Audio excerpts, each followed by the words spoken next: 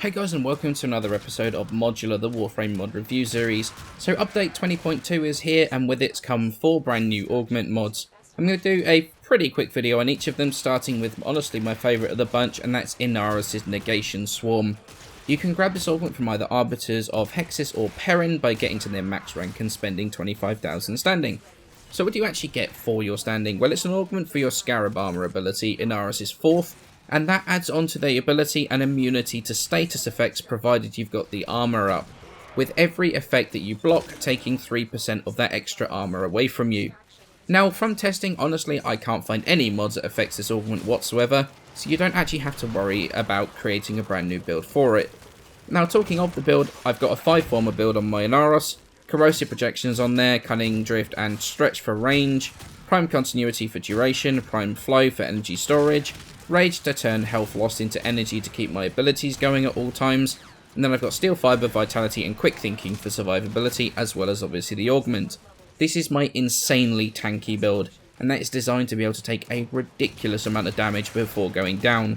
It's a properly solid build and something I actually quite like using. So why is it that this mod is the one that I'm liking the most out of the new augments? Well, it's honestly, for me, such a good mod, and that's why. I've seen some criticism that this mod doesn't do enough for some people, or it's not worth the armor loss for each status proc that you block. But personally, I've got a slot for this mod on my Inaros any day of the week. There is a good reason for that, and that is while the mod seems to suggest it only deals with status procs, it actually deals with quite a bit more than that. Yes, it blocks your toxin procs, your slash procs or whatever, which lowers a lot of the damage over time that you can get, especially from very high level procs, slash procs, toxin procs can deal a ton of damage very quickly. I mean, you can even block radiation procs from sorties, which can help you a little bit to not killing or being killed by your teammates. The thing is that it will also stop you being knocked around constantly by shield lancers, shockwave mowers, heavy gunners, bombard knockdowns, tar mower knockdowns, arson Eximus waves, all sorts of stuff. My Inaros honestly had handspring on there anyway as part of my standard build, to combat all of the knockdowns and stuff that you end up coming across.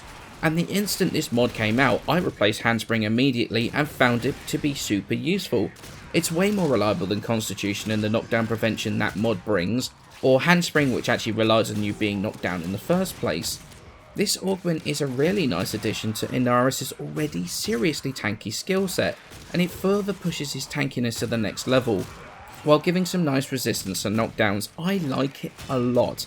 No, it's not a mod that's going to fundamentally change the way that Inaros plays, and it's not even one that you need to specifically mod for, but it's definitely something I feel adds some really nice quality of life to him.